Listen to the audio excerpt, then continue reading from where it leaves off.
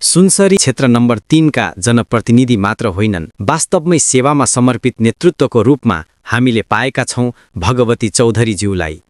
उनको विशेष पहल, निरन्तर श्रम र जनताप्रतिको गहिरो संवेदनशीलताका कारण महिला विकास उत्सुकता मञ्च फरवर्ड मार्फत विपन्न परिवारका लागि घर निर्माण कार्य आज वास्तविकता बनेको छ।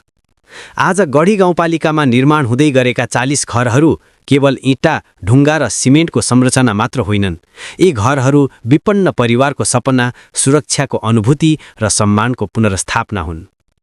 हामीले धेरैजसो नेताहरूलाई भाषणमा गरिबका पक्षमा छु भन्दै सुनेका छौं, तर भगवती चौधरीज्यूले भने आफै मैदानमा उभिएर हातेमालो गर्दै देखाइदिनुभयो। नेतृत्व भनेको केवल पद होइन, जिम्मेवारी र अनुभूति पनि हो। विपन्न परिवारले पहिलो पटक हाम्रो पनि घर हुन्छ भनेर आत्मविश्वासका साथ भन्न सिकेका छन्। त्यही हो नेताको वास्तविक काम। समयले फेरि एकपटक प्रमाणित गरिरहेको छ, जब जिम्मेवार नेतृत्व र संवेदनशील मन मिल्छ, परिवर्तन सम्भव हुन्छ। भगवती चौधरीज्यू, तपाईको पहलले विश्वास जगाएको छ, आशा पालिएको छ र जीवन बदलिँदैछ। जनताको तर्फबाट हार्दिक धन्यवाद, सम्मान र निरन्तरता प्राप्त होस् भन्ने शुभकामना। यो कदम केवल घर निर्माण होइन, गरिमापूर्ण जीवन निर्माणको महाअभियान हो।